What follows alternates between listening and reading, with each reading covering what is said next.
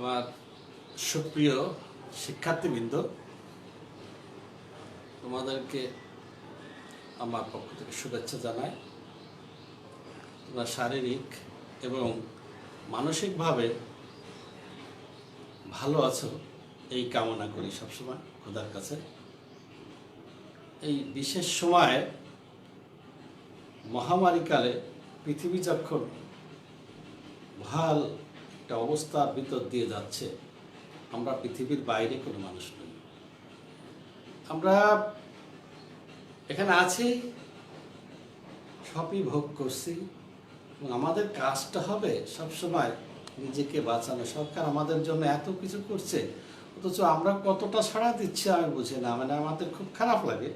এটা হচ্ছে, আমি গতকাল দেখলাম যে বারাকপুর দেখলাম, মানে যেগুলো আমাদের শিরোমণি মাস্ক পরাটা এটা একেবারেই গুরুত্ব দিচ্ছে না। এইটা কেমন কথা, একবারে মূল্যই দিচ্ছে না। মনে হচ্ছে দেশে কিছু আসেনি, পৃথিবীতে কিছু আসেনি। এত লোক মারা যাচ্ছে, এত লোক আক্রান্ত হচ্ছে। আমাদের পাশের দেশ ভারত, যেখানে প্রতিদিন প্রায় ৯০-৯৫ হাজার আক্রান্ত হচ্ছে, মারা যাচ্ছে হাজারেরও বেশি। আমরা তার পাশের দেশ। আমাদের দেশের সরকার এত চেষ্টা করছে যে আমরা যেন ঘরে থাকি, আমরা যেন মাস্ক পরি। এই মাস্ক পরাটা যেন আমাদের কাছে একটা কাল হয়ে দাঁড়িয়েছে। যখনই দেখবে আর্মিরা ঘুরে বাজারে যাচ্ছে, তখন দেখা যাচ্ছে যে কারো মুখে মাস্ক নেই, যেই পিটানে দিচ্ছে তখন পকেট থেকে মাস্কটা বের করে পকেটে দিচ্ছে। যাই হোক, এসব কথা দিয়ে আমি কিছু বলতে চাই না। আমি বলছি, আমার দায়িত্ব হচ্ছে কি, আমার ছাত্রছাত্রী, আমার ছেলে মেয়ে যেন ভালো থাকে, এই চেষ্টা, এই কামনা আমার সর্বোচ্চ। সবসময় আমি এই কামনা করি। শুধু একথাই বলবো যে তোমরা ঘরে থাকবে এবং বাইরে যখন বেরোবে, যদি একান্তই বেরোতে হয়, তবে তোমাকে অবশ্যই মাস্ক পরতে হবে। তোমাদের মধ্যেও অনেকে আছে যে এরকম এই করোনাকালীন এই সময়টাকে গুরুত্বই দিচ্ছ না। করোনাকালীন এই সময়টাকে গুরুত্বই না দিত, তাহলে পৃথিবী এভাবে থমকে যেত না।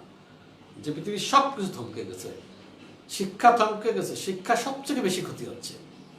এই শিক্ষা আমাদের সরকার সহ সমস্ত পৃথিবীর সমস্ত দেশের অনলাইন ক্লাসগুলো খুব বেশি গুরুত্ব দিচ্ছে। আমি আজ যে কথাগুলো, আমি এইগুলো দিয়ে খুব কম বলি, কিন্তু আজকে বেশি বলছি এই কারণে যে সামনের সময়গুলো যে কেমন আসবে আমরা জানি না। কারণ বারবার এখন আবার বিভিন্ন দেশের যে সংক্রমণের সংখ্যা বেড়ে যাচ্ছে। আমাদের সামনে শীতকাল, আমরা তো গুরুত্বই দিই না। আমরা গরুর হাটে হাজার হাজার কিলবিল করে কেনাবেচা করি, আমরা বাজারে যাই, আমরা কিছুই মানি না। হ্যাঁ, অনেকে আক্রান্ত হচ্ছে না, দেখা যাচ্ছে যে একজন আক্রান্ত ছিল, সে মারা গেছে, তার পাশের একজন আক্রান্ত হচ্ছে না। তার কারণ আছে। কারণ এইটা যে তার ইমিউনিটি যে ক্ষমতা, যে রোগ প্রতিরোধক যে ক্ষমতা, এইটা খুব বেশি, কিন্তু তার গায়ে করোনা ভাইরাস আছে। তোমার ক্ষমতা খুব কম, অমুকের ক্ষমতা খুব কম, সেখানে সে যদি তার কাছে যায়, সে আক্রান্ত হয়ে যাবে। ওর কিছু হলো না, ও মারা গেল। ব্যাপারটা কি হলো? তাহলে কে মনে করবো যে কিছু নাই? অবশ্যই আছে। একটা ধারণা পোষণ করতে হবে যে হয় আমি করোনা আক্রান্ত, নইলে দেশের সবাই করোনা আক্রান্ত। অর্থাৎ আমি সামাজিক দূরত্ব বজায় রাখি। আমি যে সরকার কর্তৃক নির্ধারিত যে কথাগুলো, যে আদেশগুলো, যে নির্দেশগুলো, এগুলো পালন করি। আমি আজ বিশেষভাবে এটা বলার কারণ, আমি এটা সামনের যে কি হবে এটা আল্লাহই জানে। কারণ আমার মনে হয় সামনে কলেজ স্কুল কত দ্রুত খুলবে, আমার এটা নিয়ে সন্দেহ আছে। কারণ সরকার থেকেই বলা হয়েছে, বিদেশেও দেখানো হচ্ছে। সমস্ত আমাদের শিক্ষামন্ত্রী বারবার যে কথাটা বলছেন, এই 17 তারিখের একটা মিটিংয়ে তিনি বলেছিলেন যে আমরা ছাত্রছাত্রীদের গিনিপিগ বানাতে চাই না, আমার ছাত্রছাত্রীদেরকে নিয়ে পরীক্ষা নিরীক্ষা করতে চাই না। এই যে ভারত, এরা 21শে সেপ্টেম্বর স্কুল কলেজ খুলে যেতে চেয়েছিল, বন্ধ করে দিয়েছে। দক্ষিণ কোরিয়া স্কুল কলেজ খুলে দিয়েছিল, বন্ধ করে দিয়েছে। চীনা স্কুল কলেজ খুলে দিয়েছিল, বন্ধ করে দিয়েছে। সংক্রমণ বেড়ে গেছে আবার। তার মানে সামনের অবস্থাগুলো কেমন হচ্ছে এটা খুব কতটা খারাপ হচ্ছে আমি জানি না, কিন্তু আমরা নিরাপদ থাকতে তো দোষ নাই। একটা কথা আছে, সবাই বলে, মূর্খরাই একটা বেশি বলে যে আল্লাহ আয়ু দেশে আর যেদিন মরতে হবে সেদিনই মরবে। হ্যাঁ, অবশ্যই আল্লাহ আয়ু দেশে যেদিন মরতে হবে, কিন্তু তাই বলে আল্লাহ বাঁচতে তো নিষেধ করেনি। আল্লাহ কখন কি বাঁচতে বলেছে যে তুমি মরো? এগুলো তো আত্মহত্যার থাকতো, মানে আইনগতভাবে সিদ্ধ থাকতো। বিষয়টা হচ্ছে গিয়ে সব কিছু আল্লাহকে দোষ দিয়ে পার পাওয়ার কোনো যুক্তি নাই। আর যে কথা আমি করোনা নিয়ে এই কথাগুলো বলবো, সবসময় ঘরে থাকবে, বাইরে গেলে মাস্ক পরবে, সামাজিক দূরত্ব বজায় রাখবে। আর সরকার যে কাজটি করছে অনলাইনে ক্লাস, এই ক্লাসগুলোর প্রতি তোমাদের গুরুত্ব দিতে হবে। প্রথম দিকে একটু কম ছিল, ধীরে ধীরে একেবারে প্রসারিত হয়ে যাচ্ছে। আমার জানা মতে 1 অক্টোবর কি হবে, কতটা হবে আমি জানি না, 1 অক্টোবর একাদশ শ্রেণীর ক্লাস শুরু হবে অনলাইনে। আমরা তোমাদেরকে একটু বুঝতে হবে যে এর মধ্যেও পড়াশোনা চালাতে হবে, কিন্তু অনলাইনের মধ্যে।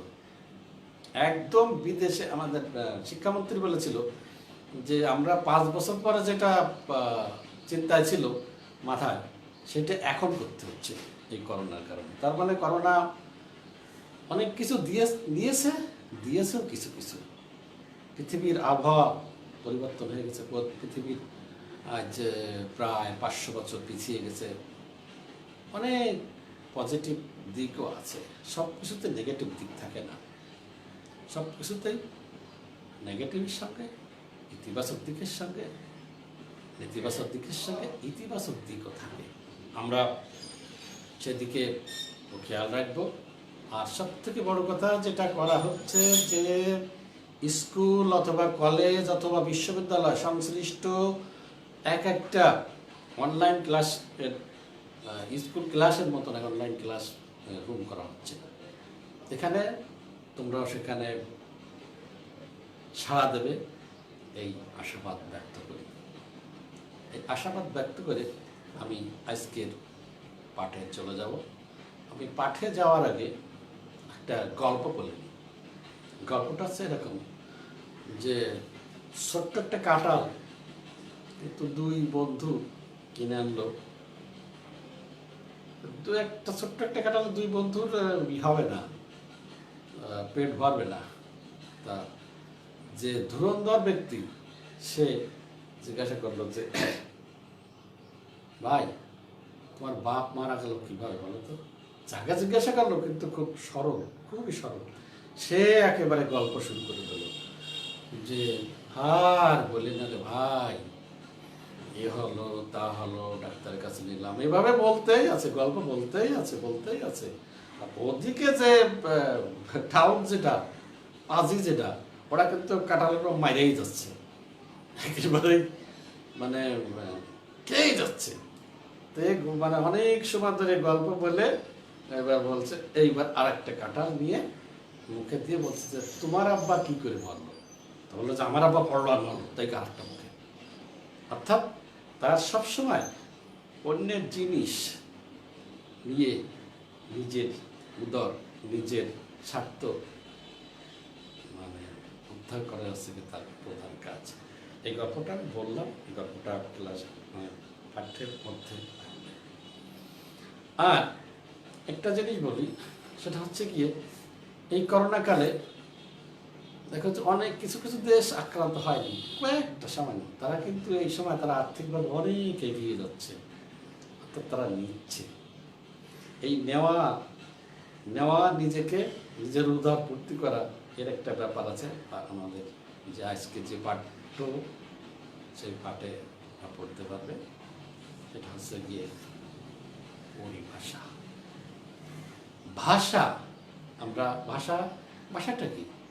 মনের ভাব প্রকাশ করার জন্য যে চিন্তাভাবনা আমরা কথা বলি একজনের সঙ্গে, এটা হচ্ছে কি ভাষা। এই ভাষার আগে সংস্কৃত যোগ করে ভাষাটার নাম হলো পরিভাষা। ভাষা পরিভাষা, আর পরিভাষার সঙ্গে ইক প্রত্যয় যোগ করে, আগেরটা উপসর্গ পরেরটা প্রত্যয়,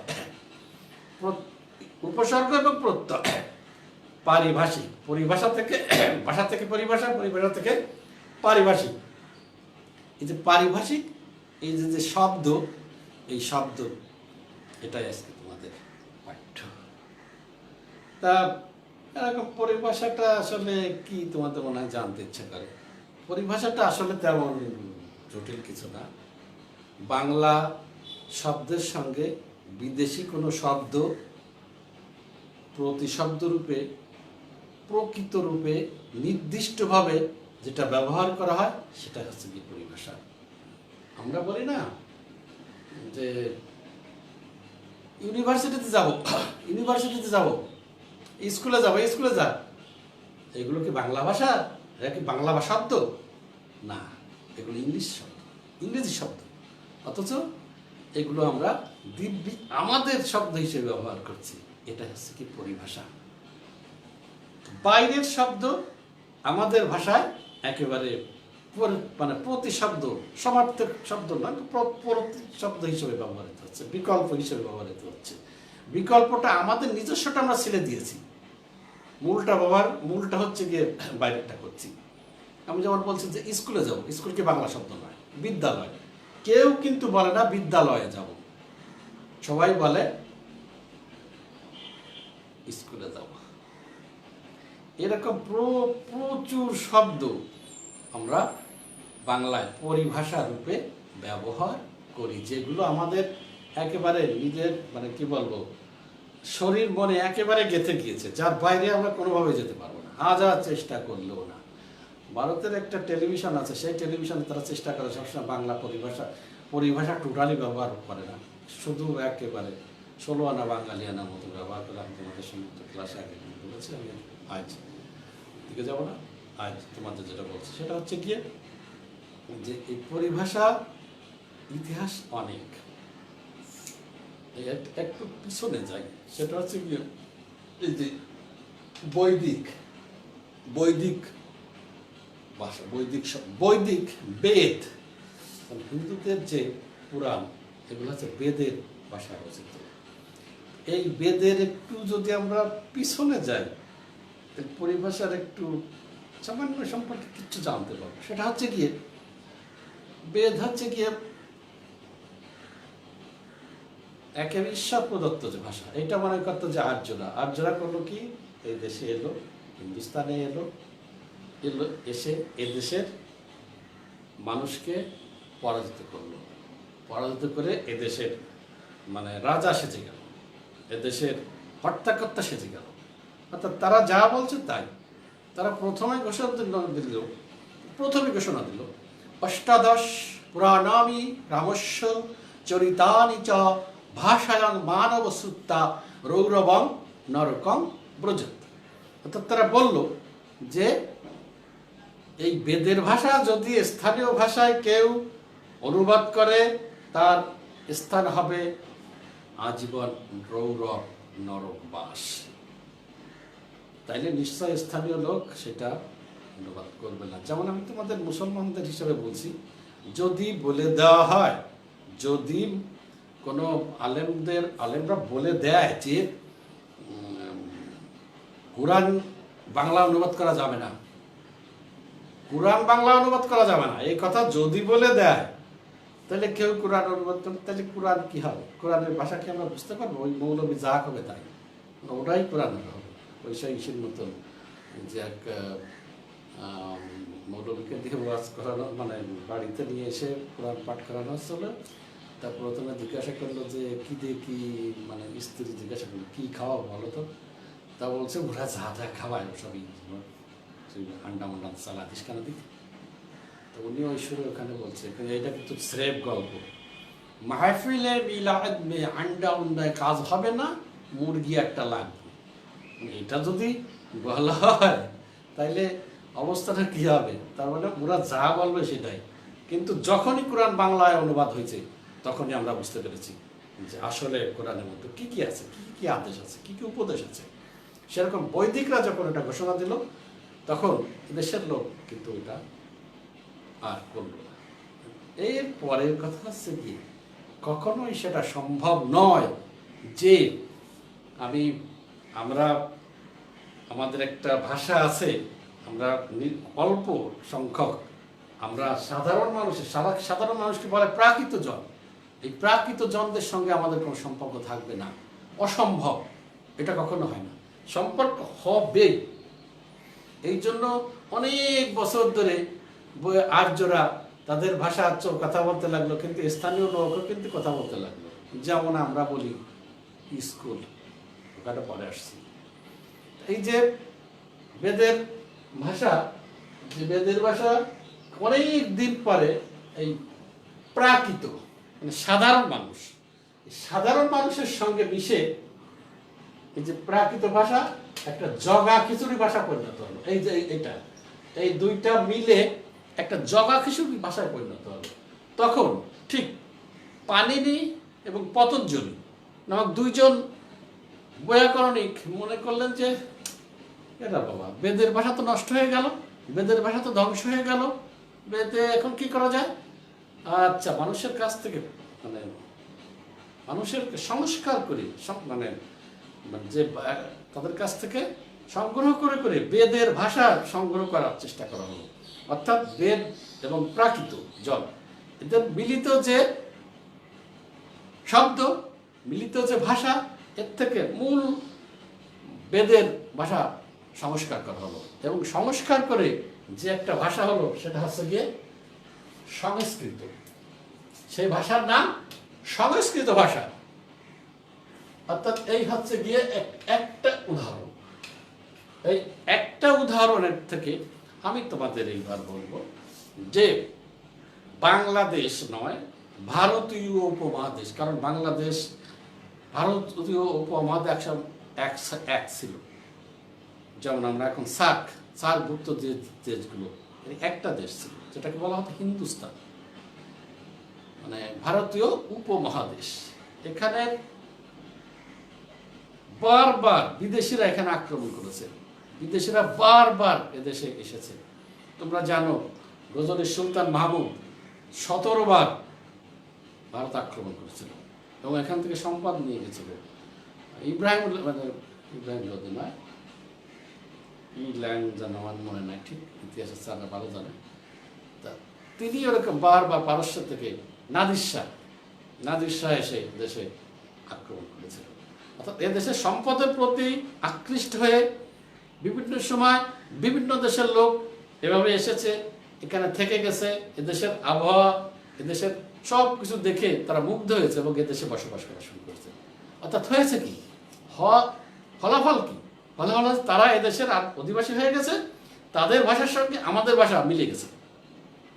মিলে যাওয়ার ফলে তাদের যে শব্দগুলো আমরা আমাদের ভাষায় একেবারে ব্যবহার করছি। শুধু বাংলা নয়, অন্যান্য ভাষার পরিভাষা আছে, পৃথিবীর সমস্ত ভাষার পরিভাষা আছে।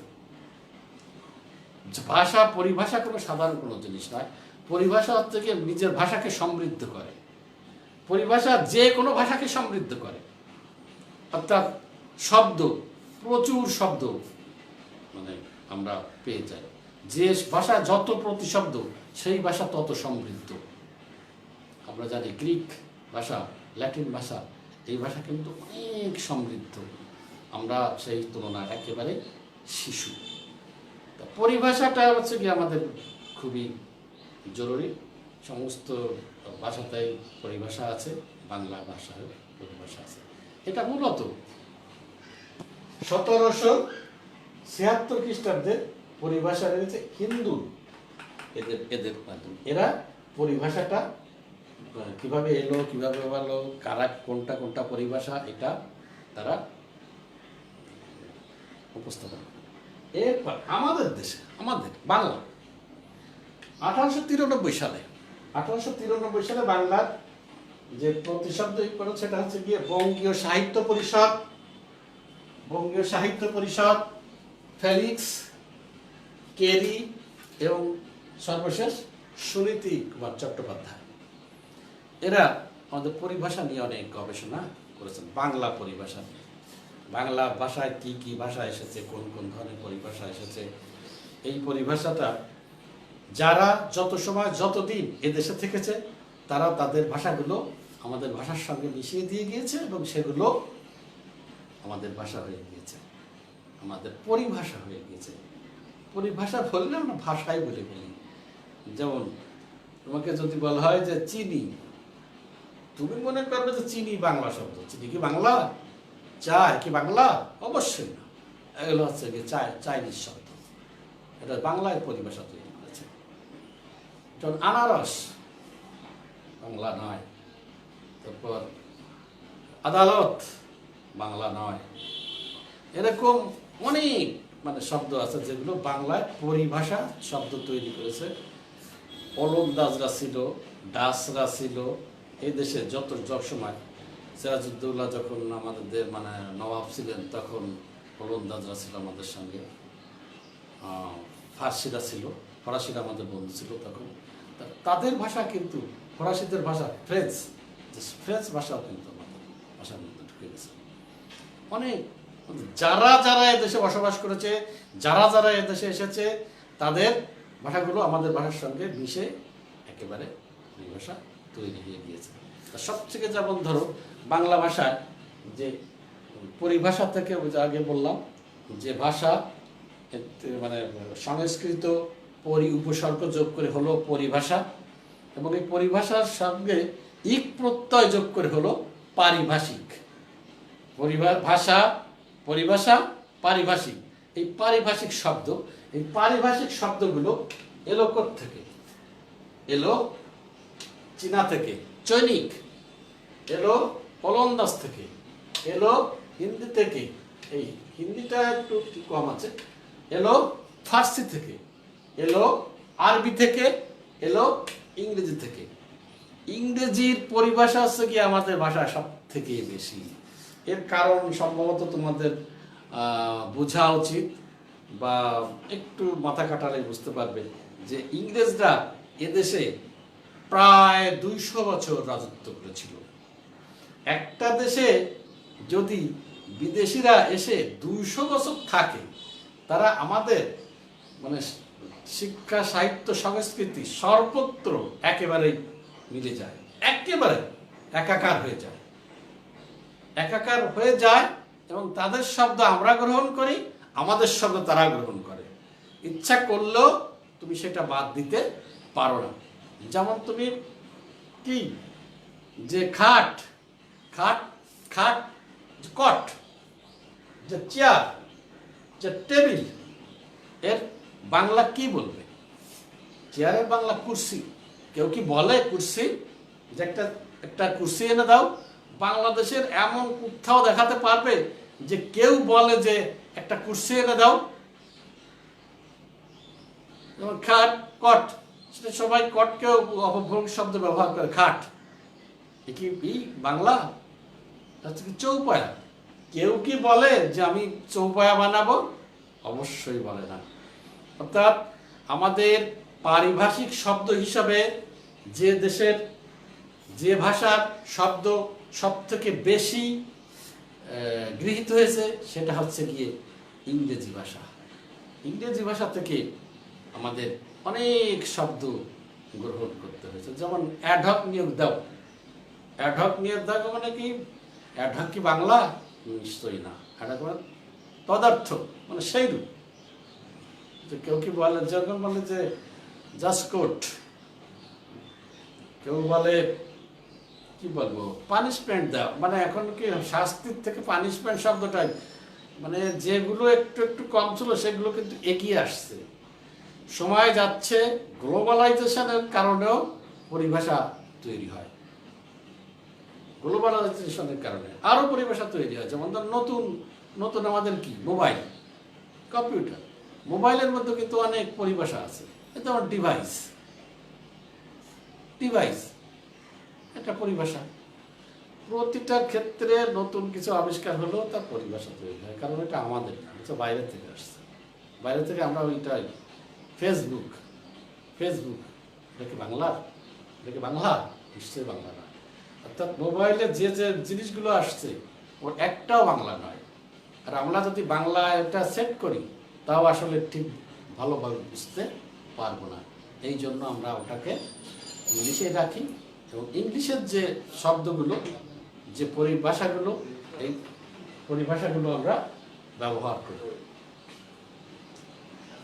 এই পরিভাষাগুলো ব্যবহার করার ফলে আমাদের ভাষা হয়েছে সমৃদ্ধ। ওই যে আগের যে কথাগুলো যে বললাম যে মানে নিজের দিকে নেওয়া, নিজের দিকে ঝোল টানা, অর্থাৎ তোমার শব্দকে বেশি সমৃদ্ধ করা। তোমার শব্দকে বেশি সমৃদ্ধ করার জন্য তোমাকে বেশি বাইরের শব্দ গ্রহণ করতে হয়েছে। এই বাইরের শব্দ গ্রহণ করেছো যেটা, এটা ভাষা না, এটা পরিভাষা, অর্থাৎ আমাদের প্রতিশব্দ। এই প্রতিশব্দ আমি তোমাদের ক্লাসের সঙ্গে সঙ্গে আমি তোমাদের এসে দিয়ে দেবো অনেকগুলো, যেগুলো ইম্পর্ট্যান্ট, এগুলো তোমরা একটু পড়ো এবং পড়ার এগুলোই মুখস্থ থেকেই আমার যতটুকু চিন্তা, যতটুকু ভাবনা, যে পরিভাষা থেকে অর্থাৎ 5টা পরিভাষা লিখতে হয়, তাকে হয়তো 8টা পরিভাষা লেখা থাকে, 8টা পরিভাষা থেকে 5টা লিখতে হয়, সম্ভবত 5টা না 6টা, একটা এক এক নম্বর, অর্থাৎ নম্বর লিখতে পারলেই, যেমন জসকোট লিখবে, অর্থটা হচ্ছে গিয়ে প্রদত্ত শব্দ, এরপরে লিখবে জসকোট, যেমন এরকম।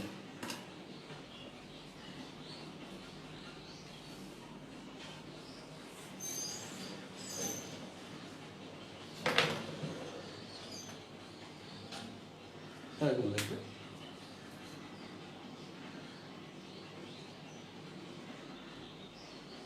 প্রদত্ত শব্দ, যেমন দিল ধরো কি দেবো,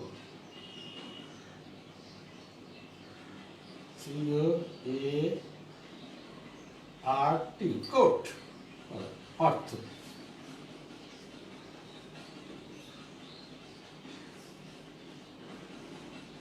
আদালত,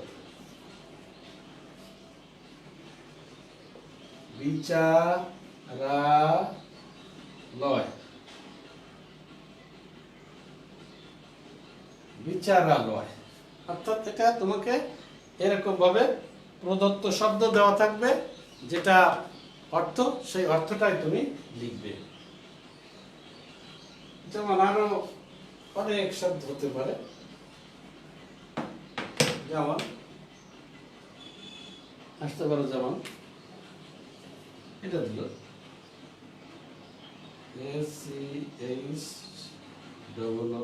স্কুল,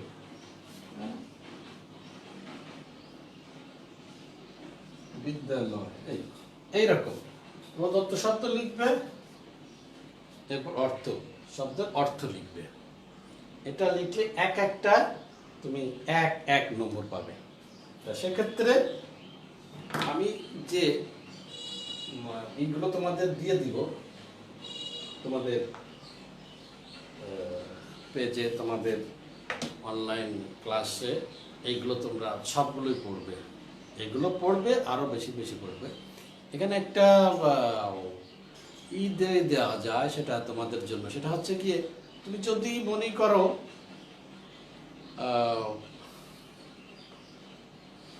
আমি একটু কম মেধাবী, আমি একটু কম বুঝি, তখন তুমি এটা করতে পারো যে 18 সাল, 19 সাল, 20 সাল, 19 সাল, 17 সাল, 16 সাল, এভাবে নিচের দিকে অনেকগুলো সালে তোমাদের পরিভাষা আসবেই, একদম 100%।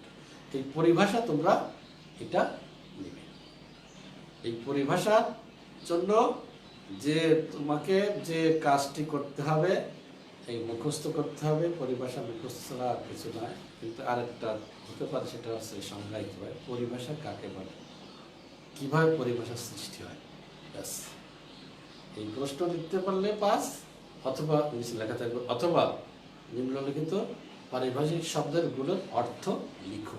তখন অনেকগুলো পারিভাষিক শব্দ দেবে, তুমি সেই শব্দের অর্থগুলো লিখবে। এটা তোমাকে সবসময় মনে রাখতে হবে। অর্থাৎ তোমাদেরকে আমি যে ব্যাকরণের যে 30, নির্মিতিতে 70, নির্মিতিতে 70-এর মধ্যে হচ্ছে 20 চলে যাবে রচনায়। এই রচনা নিয়ে তোমাদের কি বলবো, রচনার এটা খুব গেট আপ সেট আপ একটু অন্যরকম হতে হবে। তো নির্মিতিতে নম্বর পাওয়া খুবই সহজ, খুবই সহজ। ব্যাকরণে যেমন সহজ, নির্মিতিতেও তেমন সহজ। যেমন আছে অনেক কিছু আছে। আজ তোমাদের পারিভাষিক শব্দ নিয়ে আলোচনা করলাম। এর নিয়ে ধরো আরও থাকতে পারে প্রতিশব্দ, সমার্থক শব্দ, এই শব্দ, এইগুলো কিন্তু মুখস্থ করতে হবে, এর কোনো বিকল্প নেই। কারণ তুমি বয়স কম, তুমি পারিভাষিক শব্দ এত বেশি দেখোনি, এত বেশি ব্যবহার করনি যে তুমি পারিভাষিক শব্দ তোমার পড়া লাগবে না, তুমি এমনিতেই লিখে দিতে পারবে। হ্যাঁ, এমনিতে লিখে দিতে পারবে কারা? ওই যারা অনেক বয়স হয়ে গিয়েছে, অনেক বয়স হয়ে গিয়েছে, অনেক মানুষের সঙ্গে মিশেছে, অনেক প্রতিশব্দ তারা জানে। তারাও এটাও জানে যে এটা বাংলা শব্দ নয়, এটা বাইরের শব্দ, কিন্তু বাংলা শব্দ হিসেবে ব্যবহার করছে। তোমাদের ক্ষেত্রে তোমাদের বয়স কম, তোমাদের এর জন্য পাঠ্য তালিকাভুক্ত করা হয়েছে পারিভাষিক শব্দ। এই পারিভাষিক শব্দ তোমরা আশা করি পরীক্ষার জন্য, পরীক্ষা প্রস্তুতির জন্য পারিভাষিক আমি যতগুলো দিলাম মানে মানে একটু পরে পেয়ে যাবে ওখানে, এভাবে তো দেওয়া যায় না, মোবাইল যখন করবো তখন দিব। এরপরে এই যে যতগুলো দেওয়া হবে এই সবগুলো তো পড়বেই, আর বাইরে আরও কিছু পড়ার চেষ্টা করবে। আমি তোমাদের চিনি, তোমাদেরকে জানি, কে কতটুকু মেধাবী, কে কতটুকু কম। আমি চাই সবাই, আমার ছেলে মেয়ে সবাই লেখাপড়ায় উত্তীর্ণ হোক। যারা খুব বেশি উপরে যেতে চায় তাদেরকে হাত ধরে টেনে তুলবো, যারা একেবারে একটু কম তাদেরকেও হাত ধরে টেনে। তোমরা কেউই আমাদের এই নয়, আত্মার বাইরে না, তোমার আত্মার সঙ্গে সংশ্লিষ্ট যদি তোমরা থাকো, যদি তোমরা মনে করো যে শিক্ষকদের কাছ থেকে অনেক কিছু নেওয়ার আছে, তাই এটাই শুধুমাত্র সম্ভব। আবার বলছি, বারবার বলছি, সবসময় বলি যে সময় বিকল্প সময়। কারণ তোমাদের সামনে তোমরা প্রচুর ছেলে মেয়ে নাই, তোমরা কেউ উঠে দাঁড়িয়ে জিজ্ঞাসা করে বলছো না যে স্যার এইটা কেমন, ওইটা কেমন। হ্যাঁ, একটা তোমাদের কথা বলি, জুমে ক্লাস হয় না, জুমে মিটিং হতে পারে। 10-12 জন মিলে যে একটা মিটিং হয়, 15 জন মিলে একটা মিটিং হয়, সেটা কিন্তু জুম ক্লাস হয় না। জুমে ক্লাসে অনেক ছেলে মেয়ে থাকে, সেখানে তাদের সবার সঙ্গে সেইভাবে জুমে হয় না। লাইভেই শুধুমাত্র ক্লাসগুলো হতে পারে। কারণ যারা এখন দেখতে পাচ্ছ না তারা পরে দেখবে, কিন্তু তার বিষয়টা এইরকম নয় যে আমি পরে দেখবা নি, এরপরে আর মনে থাকবে না। কিন্তু বারবার বলি এই কাজটি তোমরা করো। স্রেফ আজ তোমাদের পারিভাষিক শব্দ পড়ালাম, এই পারিভাষিক শব্দ 5-এর মধ্যে 5 তোমাদেরকে পাওয়া চাই। আমি যেগুলো দিয়ে দিচ্ছি এগুলো পড়লেও তুমি 5-এর মধ্যে 5 পাবে। তোমরা ভালো থেকো, সুন্দর থেকো, সুখে থেকো।